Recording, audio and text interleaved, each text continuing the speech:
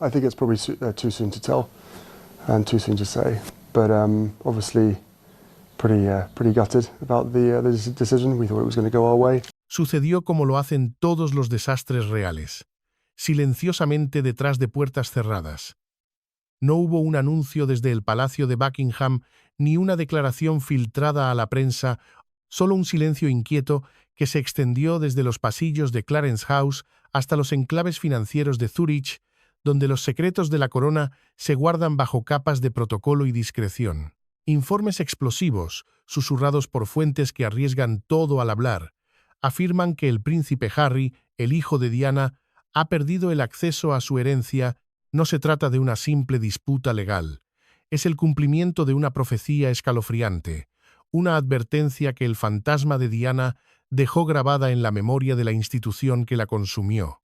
En el centro de la tormenta, como siempre, hay dos visiones en guerra: la de un legado diseñado para proteger y la de una vida que ha elegido la exposición como moneda de cambio. Mientras los observadores reales y los comentaristas de todo el mundo se apresuran a separar la verdad de la especulación, nosotros ya conocemos la respuesta. Porque esto no es una noticia de última hora, es el capítulo final de una tragedia escrita hace mucho tiempo, con tinta invisible, en las páginas de la historia de los Windsor. La fortuna que Diana legó a sus hijos nunca fue un simple regalo, era un santuario, un baluarte contra el frío mecanismo de la monarquía que ella conocía tan bien. Y ese santuario, según los susurros que recorren desde Windsor hasta Westminster, acaba de ser profanado. La realización no llegó con un fallo judicial, un anuncio dramático o una única decisión irreversible. Llegó silenciosamente, instalándose entre los más cercanos a la situación con una sensación de finalidad gélida. La herencia del príncipe Harry de la princesa Diana, el legado destinado a protegerlo de por vida, ya no cumplía su propósito, no porque hubiera sido formalmente confiscada o revocada públicamente, sino porque, en la práctica, había dejado de protegerlo por completo. Lo que una vez fue una red de seguridad cuidadosamente diseñada, se había deshecho hebra por hebra, dejando a Harry expuesto de maneras que su madre había temido más que cualquier pérdida financiera. La pregunta que resuena en los pasillos del poder no es si Harry ha perdido su fortuna. La verdadera pregunta, la que nadie se atreve a pronunciar en voz alta, es: ¿se dio cuenta de que la estaba entregando, pieza por pieza, a cambio de una ilusión de libertad? El telón ha caído, no con el estruendo de un escándalo público, sino con el chasquido frío y definitivo de una puerta de bóveda cerrándose para siempre. La red de seguridad, tejida con el amor y el miedo de una madre que vio el abismo demasiado de cerca, finalmente se ha roto. Y en el silencio que sigue, solo queda una verdad inquietante: la advertencia de Diana no fue escuchada, fue ignorada. Y ahora, las consecuencias son irrevocables. Para entender la magnitud de esta catástrofe, primero hay que comprender la naturaleza de la herencia de Diana. No era simplemente una transferencia de fondos, era un ecosistema de protección, un protocolo diseñado con la precisión de un estratega militar y la desesperación de una madre acorralada. Diana, habiendo vivido en la jaula dorada, sabía que el dinero por sí solo no podía comprar seguridad. De hecho, a menudo atraía el peligro. Por eso, lo que dejó a sus hijos fue un escudo, no una espada. Este legado, que las fuentes internas denominan el protocolo de amparo, se construyó sobre tres pilares inquebrantables, tres mandamientos sagrados: discreción, estabilidad y distancia. El primer mandamiento, la discreción, era absoluto. Los fondos debían existir en un segundo plano, invisibles para el ojo público, intocables por el conflicto y protegidos de cualquier escrutinio mediático. Eran un fantasma en el sistema, un susurro en los libros de contabilidad. El segundo, la estabilidad, significaba que la herencia estaba vinculada a la continuidad y a la previsibilidad. Dependía de una vida anclada a la estructura y a la contención, no a los caprichos de la fama o a la volatilidad de la opinión pública. El tercer y más importante mandamiento era la distancia. La riqueza debía mantenerse alejada de las batallas personales y públicas, era un refugio, no un arsenal para financiar guerras contra la institución o la familia. Era una forma de poder que solo funcionaba en el silencio, un poder diseñado para proteger, no para atacar. Durante años, para ambos príncipes, el sistema operó a la perfección. La herencia funcionaba como estaba previsto, presente, fiable y, sobre todo, silenciosa. Era el ancla que garantizaba que, sin importar las tormentas que la corona enfrentara en el exterior, los hijos de Diana permanecerían a salvo en un puerto seguro. Era un testamento al genio estratégico de una mujer que, a pesar de ser retratada como una víctima emocional, demostró una comprensión del poder y la supervivencia que superaba a la de sus adversarios. Pero este delicado equilibrio, este ecosistema protector, comenzó a tambalearse en el momento en que Harry decidió reescribir las reglas del juego. Su vida post-realeza introdujo la inestabilidad donde antes reinaba la coherencia. Decisiones que favorecían la exposición sobre la privacidad, la confrontación sobre la negociación silenciosa y la inmediatez sobre la paciencia comenzaron a erosionar las condiciones mismas que permitían que el protocolo funcionara. Cada entrevista, cada revelación personal, cada empresa comercial ligada a su identidad real, no era solo una declaración de independencia. Era un acto de sabotaje contra el marco protector que Diana había construido con tanto esmero y sacrificio. La herencia no estaba siendo atacada desde fuera, estaba siendo desmantelada desde dentro. La erosión no fue repentina. Fue una muerte lenta, una grieta que apareció en el mármol y que, con el tiempo, se extendió hasta fracturar la estructura por completo. Los conocedores del palacio y las fuentes dentro de los círculos financieros que custodian el legado de Diana describen una creciente inquietud. No hubo un único punto de ruptura, no hubo un colapso dramático, sino una serie de decisiones que, acumuladas, formaron una avalancha silenciosa que arrastró consigo los cimientos del protocolo de amparo. La primera grieta visible apareció con la monetización de la identidad real. Al convertir experiencias profundamente personales y agravios familiares en moneda de cambio pública a través de entrevistas televisadas y acuerdos comerciales, Harry cruzó una línea invisible, un límite que Diana, en su sabiduría forjada en el dolor y la traición, había considerado sagrado. El protocolo de amparo nunca fue diseñado para operar bajo tales condiciones. Fue estructurado para proteger a un hijo que se movía con cautela por el mundo, no para financiar una vida moldeada por la confrontación y la exposición constante, una vida donde cada movimiento se mide en clics y titulares. Con cada entrevista explosiva, con cada contrato firmado que se basaba en su historia familiar, el escudo se adelgazaba. Lo que una vez fue un legado privado, un secreto bien guardado, se enredó inextricablemente con plataformas mediáticas, ciclos de noticias y la volátil opinión pública. El control, el pilar central de cualquier estrategia de protección, comenzó a escaparse de las manos de los guardianes del legado. La protección se debilitó.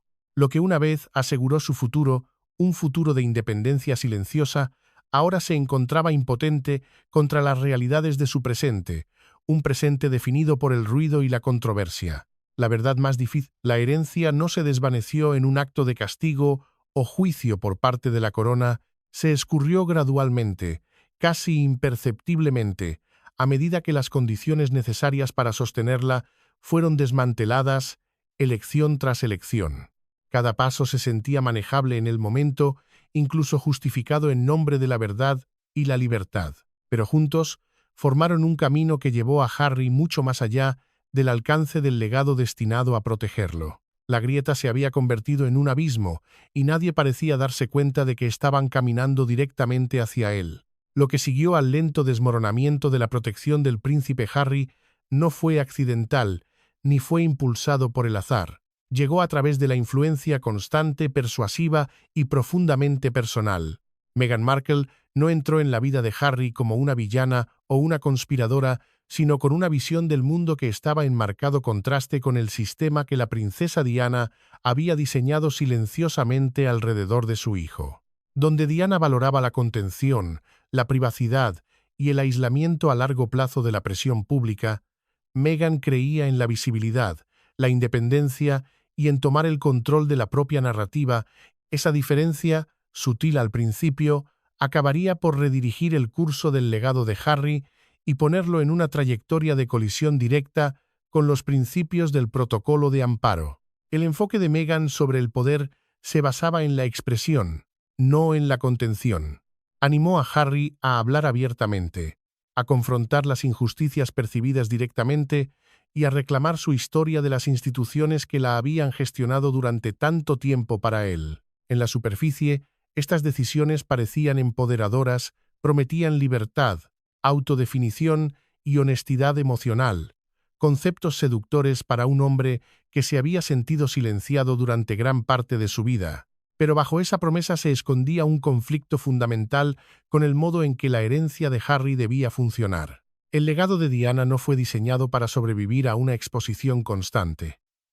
Dependía de una continuidad silenciosa, una estabilidad legal y una distancia de las batallas públicas que pudieran comprometer su integridad. A medida que Harry y Meghan se alejaron de la vida real, el cambio se volvió inconfundible. La separación de la institución también significó la separación de las estructuras protectoras que durante mucho tiempo habían rodeado a Harry. Estructuras que amortiguaban sus finanzas, su reputación y su seguridad personal. Meghan apoyó decisiones que sacaron esos conflictos a la luz, entrevistas televisadas, revelaciones personales detalladas y proyectos comerciales que colocaron la identidad de Harry en el centro del debate público. Cada movimiento generó atención e ingresos a corto plazo, pero también desmanteló el entorno del que dependía su herencia para seguir siendo efectiva. La tragedia no radica en la malicia, sino en el desajuste. Dos visiones del poder, dos filosofías de supervivencia colisionaron. Una, construida sobre el silencio y la protección, forjada en los fuegos de la traición palaciega. La otra, construida sobre la voz y la visibilidad, nacida en la cultura de la autopromoción de Hollywood. Y en esa colisión, el legado de Harry quedó varado, presente en los libros de contabilidad, pero inutilizable en la realidad, preparando el escenario para consecuencias que apenas comenzaban a desarrollarse. Antes de la ruptura final, antes de que el silencio de los bancos suizos se volviera ensordecedor, hubo advertencias.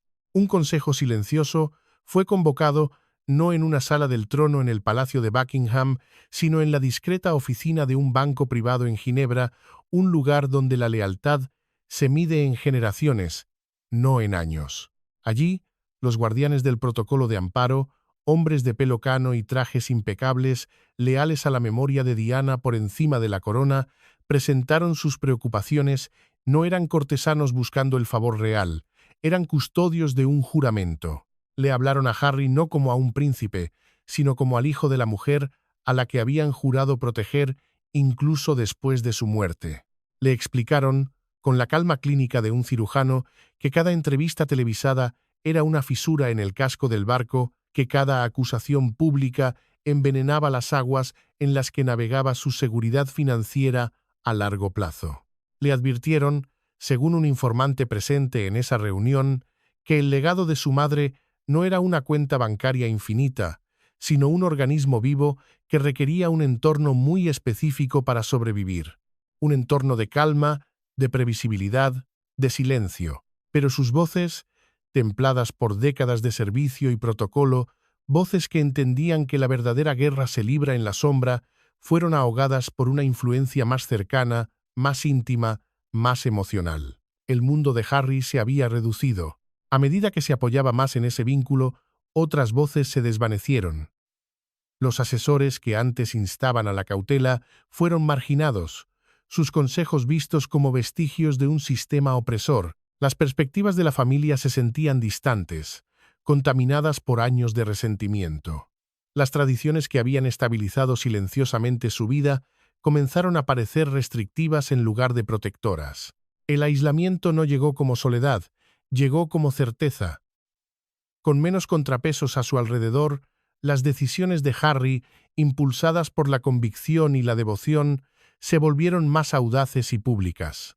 Lo que los consejeros vieron como un protocolo de seguridad diseñado para su protección, Harry, guiado por una nueva visión de libertad y vindicación, comenzó a verlo como una jaula, y en su afán por liberarse, no se dio cuenta de que estaba desmantelando los barrotes que en realidad lo mantenían a salvo de un mundo que no perdona. La elección estaba hecha. La devoción había triunfado sobre la distancia, y el camino hacia el exilio del legado de su madre estaba ahora irrevocablemente trazado. Los guardianes del protocolo solo pudieron observar, en silencio, cómo el hijo de Diana navegaba directamente hacia la tormenta de la que ella había intentado protegerlo tan desesperadamente. El punto de inflexión crítico, el momento en que el protocolo de amparo de Diana comenzó a colapsar activamente, fue cuando el dolor se convirtió en un producto.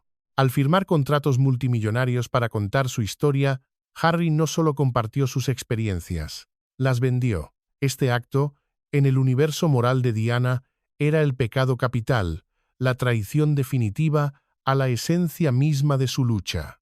Ella había usado los medios, sí, pero como un arma de defensa en una guerra que no había comenzado. Lo hizo para sobrevivir, no para prosperar. Para Diana, su historia personal, especialmente su sufrimiento a manos de la institución y la infidelidad, era sagrada, no una mercancía que se pudiera empaquetar y vender al mejor postor.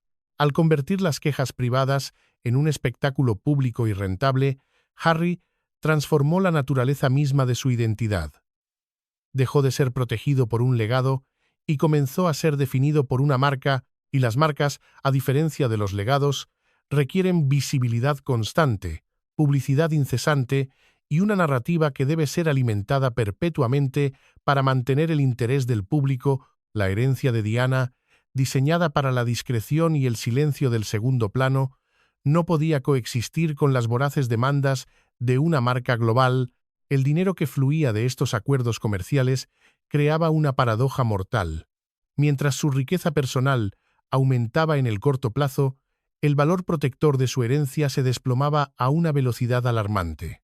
Los fideicomisarios y las instituciones financieras que gestionaban el legado, hombres que operan según reglas de discreción centenarias, se encontraron en una posición imposible, una encrucijada sin salida. ¿Cómo podían proteger discretamente a un hombre cuya vida se había convertido en el epítome de la indiscreción? ¿Cómo podían mantener un perfil bajo para sus activos cuando él mismo buscaba el foco más brillante? La respuesta fue simple y brutal: no podían. El sistema, diseñado para la autoprotección por encima de todo, comenzó a retraerse. Las salvaguardas se activaron, no contra amenazas externas, sino contra el propio beneficiario. El sistema comenzó a protegerse a sí mismo, dejando a Harry con su nueva fortuna, una fortuna ganada con la exposición de sus cicatrices, pero despojado del escudo que realmente importaba, el escudo que su madre había forjado con su propio dolor para que él nunca tuviera que monetizar el suyo. La línea invisible que Diana había dibujado con su propia sangre había sido cruzada y no había vuelta atrás. Enterrada durante décadas en un archivo gris, un depósito de secretos del palacio, en una caja marcada simplemente como correspondencia personal, K. Una carta de Diana finalmente ha salido a la luz. No fue escrita para el mundo, ni siquiera para la historia.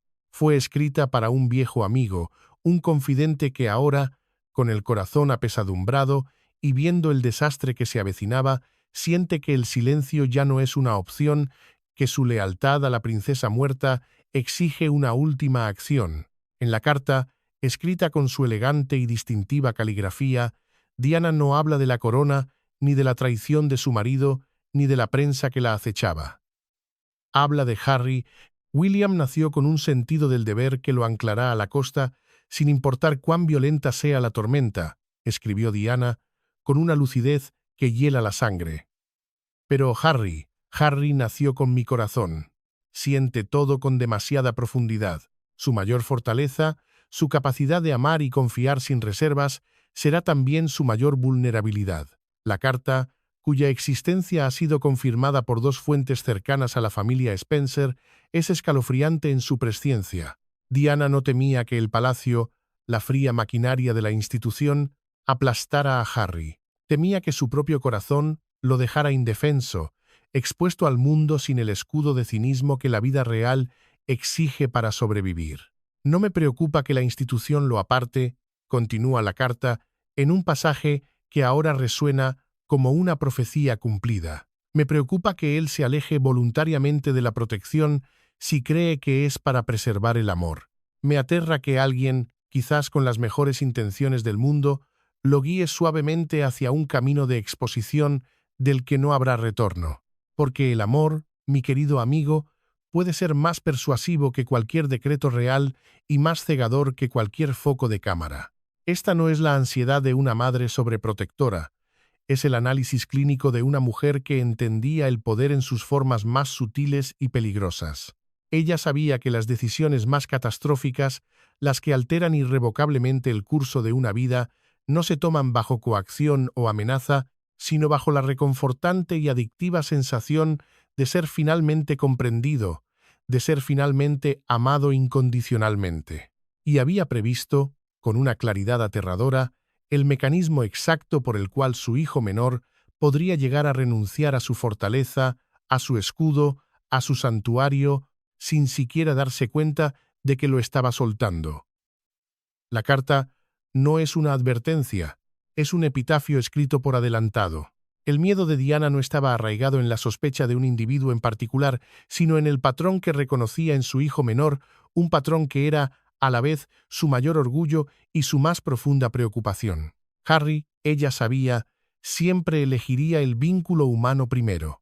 Siempre optaría por la conexión emocional por encima del cálculo estratégico, y en un mundo como el de la realeza, una arena donde la supervivencia depende de la discreción, la distancia emocional y la contención calculada, esa elección, ese impulso innato, podría tener un costo muy alto, un costo existencial.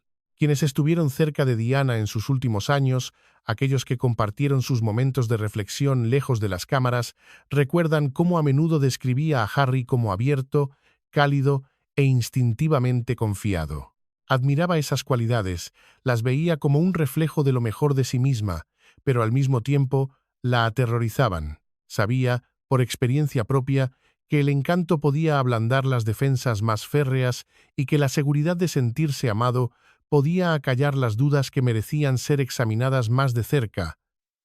Más fríamente, en la experiencia de Diana, los momentos más peligrosos, las traiciones más dolorosas, no estaban marcados por la hostilidad o la fuerza, sino por la comodidad, la sensación de ser apoyado incondicionalmente y animado a bajar la guardia. Su preocupación nunca fue sobre una traición deliberada por parte de la monarquía. Ella no creía que la institución, con su metódica crueldad, despojaría a Harry de su futuro de forma abierta. En cambio, temía algo mucho más sutil, mucho más insidioso. Que Harry pudiera ser guiado, con amor y delicadeza, hacia elecciones que desmantelaran lentamente, pieza por pieza, las protecciones que lo rodeaban. Entendía cómo el deseo de pertenencia, la necesidad de construir un santuario personal, fuera de la fría arquitectura del palacio, podía superar el instinto de preservar la propia seguridad. Diana había vivido lo suficiente como para saber que la influencia emocional puede ser mucho más poderosa que la autoridad formal, precisamente porque no se siente como presión en absoluto. Es un susurro, no una orden. Es una sugerencia nacida del afecto, no un mandato impuesto por el deber. Y en el silencio de los pasillos de Kensington, ella temía el día en que su hijo escuchara ese susurro, esa promesa de un mundo diferente y lo siguiera hasta salir de la fortaleza que ella había construido para él con las ruinas de su propia vida. La anatomía de la vulnerabilidad de Harry no era un defecto de carácter. Era la esencia misma de quién era. Y Diana, con el corazón de una madre, sabía que esa misma esencia podría ser su perdición. En su momento, pocos escucharon de verdad. Las palabras de Diana, sus susurros de preocupación compartidos en la intimidad de sus apartamentos en el Palacio de Kensington, a menudo eran suavizadas por quienes las oían, eran enmarcadas, con una condescendencia apenas disimulada, como las comprensibles pero exageradas preocupaciones de una madre marcada por el trauma y la incesante presión pública. Algunos, dentro del propio círculo de la familia real, creían que estaba proyectando sus propias experiencias, su propia y amarga batalla con la institución, en el futuro de Harry. Otros, más pragmáticos, simplemente asumían que los sistemas centenarios de la monarquía, los asesores de rostro impasible y la pesada mano de la tradición siempre estarían ahí para intervenir si fuera necesario, para corregir el rumbo de cualquier príncipe descarriado. Sus inquietudes fueron reconocidas con una inclinación de cabeza, con una palabra tranquilizadora y luego, amablemente, dejadas de lado.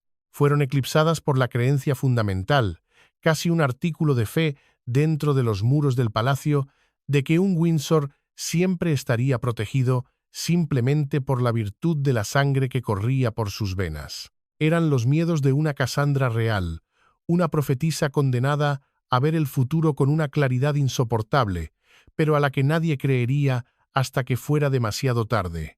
Lo que nadie, ni siquiera los más cercanos a ella, comprendió del todo fue que las advertencias de Diana no eran conjeturas emocionales nacidas del pánico.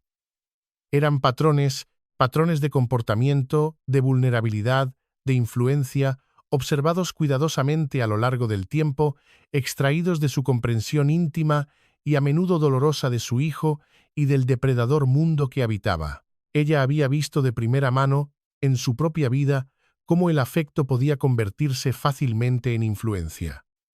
Cómo la reafirmación constante podía reemplazar a la cautela necesaria y cuán rápido la protección podía disolverse una vez que los límites entre la vida privada y la exposición pública se desdibujaban hasta desaparecer. Su previsión no radicaba en predecir eventos específicos, en ver imágenes de un futuro concreto, radicaba en reconocer cómo el carácter de su hijo y las circunstancias de su vida podrían colisionar un día de forma catastrófica a medida que la vida de Harry se desarrollaba.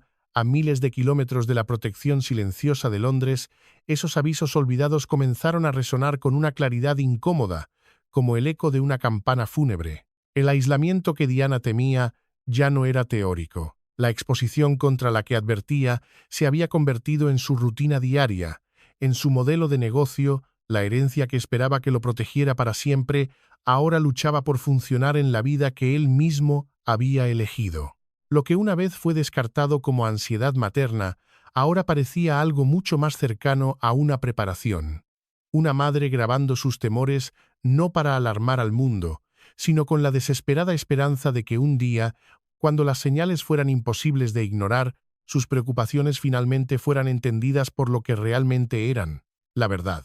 La verdad, una vez despojada de la emoción del melodrama y del ruido de los rumores, es mucho más fría, mucho más clínica de lo que cualquier titular podría sugerir. El príncipe Harry no se despertó una mañana para descubrir que su herencia había sido repentinamente confiscada por un decreto real. No hubo un solo momento de clímax, ni cuentas bancarias vaciadas de la noche a la mañana, ni una orden firmada con la pluma del rey. Lo que sucedió fue infinitamente más inquietante que la pérdida misma, porque fue una evaporación, no una confiscación.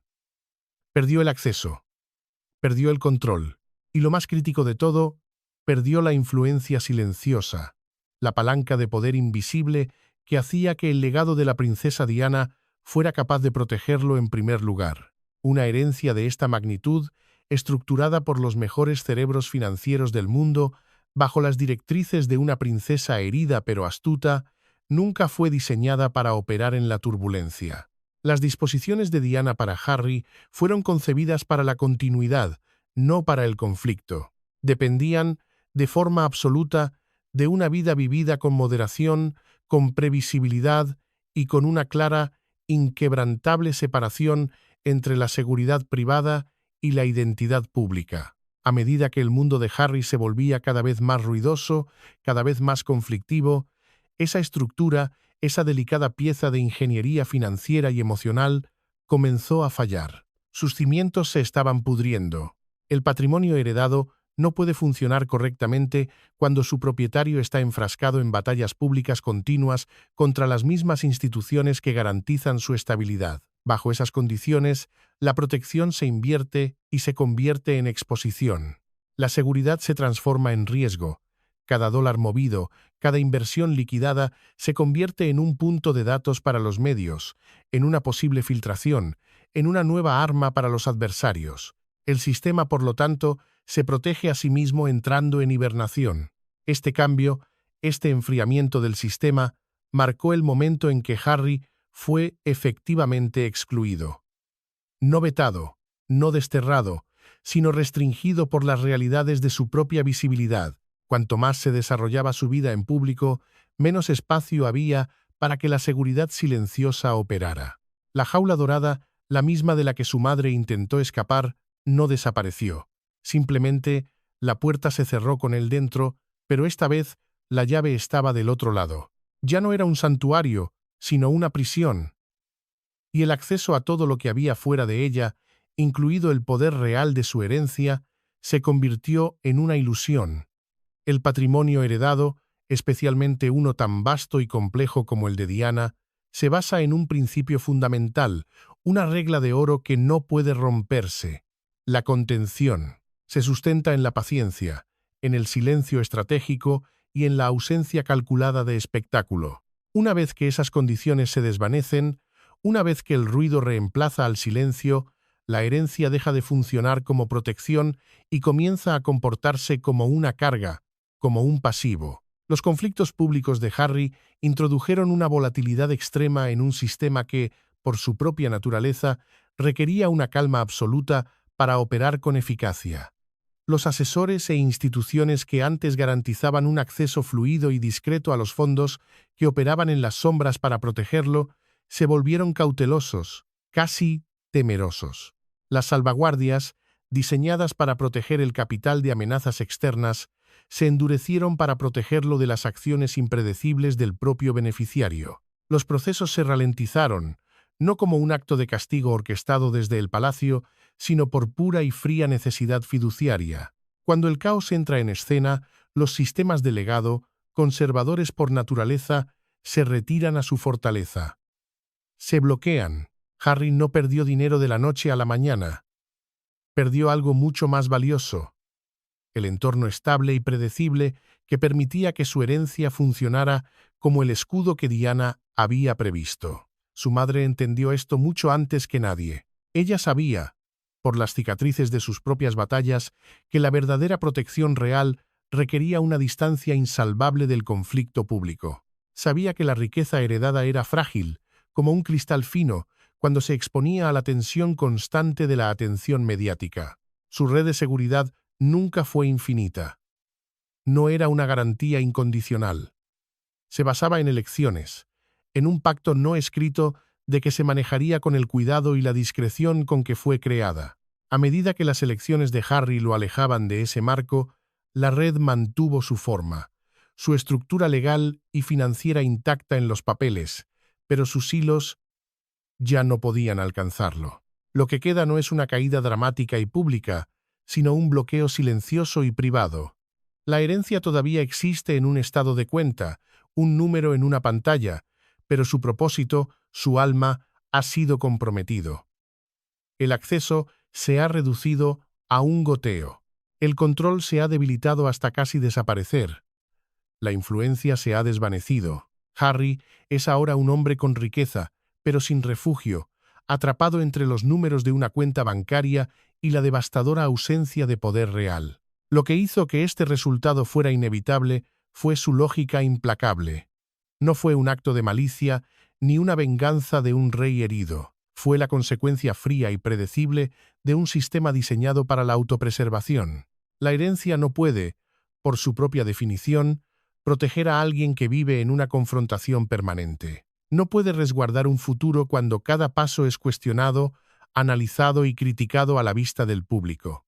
Con el tiempo, los mecanismos que antes garantizaban la estabilidad y el acceso silencioso se volvieron vacilantes, constreñidos por el creciente riesgo reputacional y la simple y llana cautela estructural. La posición pública de Harry jugó un papel decisivo en este proceso, al vincular su identidad de forma tan inextricable a quejas abiertas, a revelaciones televisadas que sacudieron la institución hasta sus cimientos y a narrativas comerciales construidas sobre el conflicto cambió fundamentalmente la percepción de su herencia y, lo que es más importante, cómo podía ser utilizada sin causar un daño irreparable al propio capital. La riqueza que estaba destinada a permanecer discretamente en segundo plano, como un guardián silencioso, ahora se encontraba incómodamente cerca de la controversia manchada por la asociación. Lo que una vez proporcionó aislamiento y seguridad, ahora atraía el escrutinio no deseado de reguladores, abogados y, por supuesto, la prensa. La herencia no desapareció. Eso es un error de concepto. Pero ya no podía moverse libremente sin consecuencias. Cada acción que Harry tomaba, cada nueva entrevista o proyecto, amplificaba las limitaciones y los cortafuegos que se iban construyendo alrededor de lo que una vez fue una red de seguridad sin fisuras. La red de seguridad de Diana tenía límites, aunque nunca estuvieran escritos. Fue diseñada para atrapar a un hijo que navegaba el peligro con cuidado, con la astucia que ella misma había aprendido. No fue diseñada para un hijo que decidía pararse en el centro mismo del huracán y desafiarlo a que hiciera su peor jugada. Una vez que Harry se colocó a sí mismo y a su familia en el foco de atención permanente, la red ya no pudo extenderse lo suficiente para alcanzarlo. La historia no es de robo o castigo, es una historia de inevitabilidad. Cuando la contención cede al caos, cuando la estrategia es reemplazada por la emoción, incluso el legado más cuidadosamente construido solo puede observar, impotente, cómo la persona a la que estaba destinado a proteger se aleja más allá de su alcance hacia un exilio autoimpuesto, no de su país, sino de su propia seguridad. Cuando la imagen completa se enfoca, cuando las capas de especulación y ruido mediático se desvanecen, la semejanza es inquietante, casi perfecta. El príncipe Harry está viviendo ahora, casi al pie de la letra, el mismo futuro que la princesa Diana una vez temió para él. No en fragmentos, no en ecos, sino en su totalidad. Es una vida moldeada por la distancia en lugar de la pertenencia, por la exposición en lugar de la protección, y por el movimiento constante, en lugar de la estabilidad de unas raíces profundas. La separación ya no es simbólica o emocional, es práctica, es financiera, es profundamente consecuente. Harry se encuentra ahora al margen de la estructura familiar que una vez lo rodeó, extirpado de los sistemas silenciosos y poderosos diseñados para estabilizarlo cuando el mundo se volvía abrumador. Diana siempre había entendido, con una sabiduría nacida de su propia y dolorosa experiencia, que el legado era más que la herencia. La protección familiar, el consejo discreto de la institución y la seguridad financiera estaban destinados a funcionar juntos, como un trípode, reforzándose mutuamente. Cuando una de esas patas se debilitaba, las otras se volvían vulnerables, inestables. Hoy, Harry existe en gran medida fuera de ese ecosistema de poder. Las anclas familiares de la guía y el blindaje institucional han desaparecido, arrastradas por la marea de sus propias decisiones, dejándolo navegar en un entorno mucho menos indulgente, un océano abierto donde cada ola amenaza con volcarlo. Lo que queda es la visibilidad sin el aislamiento protector, la libertad sin la red de seguridad que una vez lo seguía a todas partes, invisible pero siempre presente. El cambio es evidente y brutal en cómo Harry ahora debe sostener su vida. Donde una vez su futuro estaba asegurado silenciosamente por el peso de siglos de historia, ahora está inexorablemente atado a acuerdos comerciales, a proyectos mediáticos y a la necesidad de una continua relevancia pública. La visibilidad se ha convertido en su única moneda de cambio. La exposición se ha convertido en una necesidad para la supervivencia, no en una elección. Cada aparición, cada asociación, cada declaración pública, por personal que sea, lleva el peso no solo de la expresión, sino de la necesidad económica. La ironía es afilada, casi cruel. La herencia destinada a liberarlo precisamente de esas presiones, a garantizar que nunca tuviera que vender su alma por seguridad, ya no puede alcanzarlo. Y no puede alcanzarlo precisamente por la vida que ahora depende de esas mismas presiones. La protección requiere distancia del escrutinio constante, y el mundo que Harry ha construido para sí mismo ya no permite que esa distancia exista. Es un círculo vicioso, una trampa perfecta de la que parece no haber escapatoria. Y es, exactamente, el futuro que Diana vio en sus momentos más oscuros. Aquí es donde la previsión de Diana se siente más inquietante. Ella no temía que Harry fuera castigado o rechazado por la institución. Temía que se desviara lentamente, amorosamente, hacia una vida donde la protección, tal como ella la había diseñado, simplemente no pudiera seguirlo. Su preocupación nunca fue sobre reglas o autoridad o decretos reales, fue sobre la fría y dura matemática de las consecuencias. Entendía, de una manera que solo alguien que ha estado en el centro de la tormenta puede entender, que las decisiones tomadas en nombre del amor, la lealtad y la búsqueda de la felicidad personal aún podían tener costos irreversibles, incluso cuando las intenciones eran puras. Ella creía, y se lo confió a sus amigos más cercanos, que la realización emocional y la seguridad a largo plazo, especialmente dentro del ecosistema real, no siempre se movían en la misma dirección. A menudo eran fuerzas opuestas. La herencia que dejó atrás estaba destinada a proteger a Harry exactamente de este tipo de dependencia, de este pacto fáustico con la fama. Estaba diseñada para permanecer discretamente tras bastidores como un guardián invisible, asegurando que nunca tuviera que cambiar su privacidad por su supervivencia o convertir su historia personal, sus heridas, en moneda de cambio pública. Sin embargo, ese escudo, esa fortaleza de seguridad financiera, ahora se encuentra justo fuera de su alcance. Y no porque se lo quitaran a la fuerza, no porque un enemigo lo destruyera, sino porque el camino que Harry eligió, un camino pavimentado con la búsqueda de la conexión, la honestidad y la visibilidad, lo llevó más allá de sus límites protectores. La distancia entre él y esa protección se creó gradualmente, a través de una serie de decisiones que, una por una, priorizaron la devoción sobre la discreción. El legado de Diana no fue construido para sobrevivir a un conflicto constante, fue construido para albergar a un hijo que se movía con cuidado a través de un mundo peligroso. A medida que ese cuidado dio paso a la convicción, el mecanismo de la pérdida se reveló no como una traición externa, sino como el costo silencioso, el precio inevitable de elegir la conexión por encima de la contención. El legado fue sacrificado, no en un acto de rebelión, sino en el altar de la devoción. La profecía de Diana, si es que se le puede llamar así, nunca fue mística, fue puramente observacional. Vio a su hijo con una claridad que solo una madre posee. Conocía su corazón, su bondad innata y su peligrosa inclinación a confiar.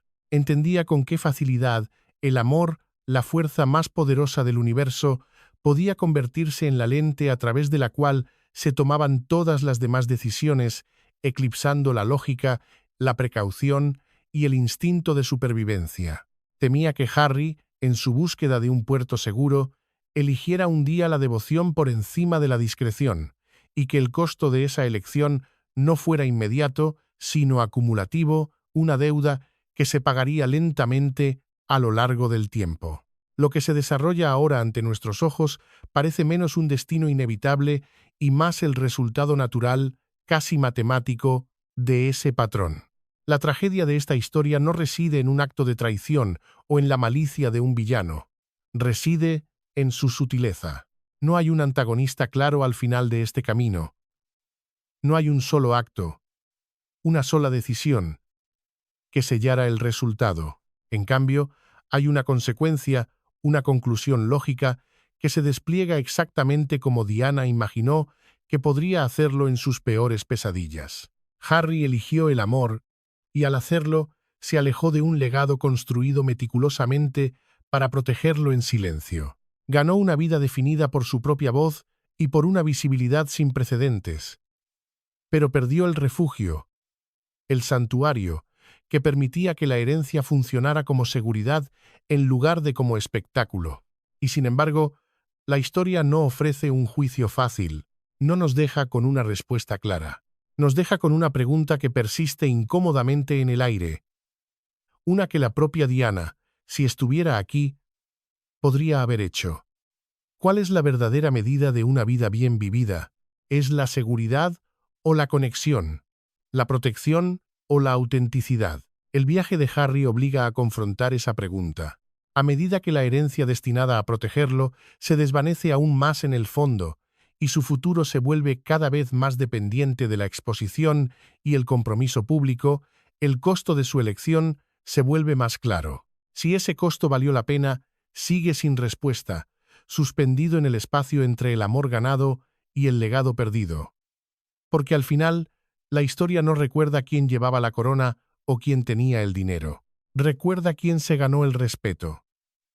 Y el veredicto sobre eso, la verdad final escrita en la sangre de un legado, aún está por llegar.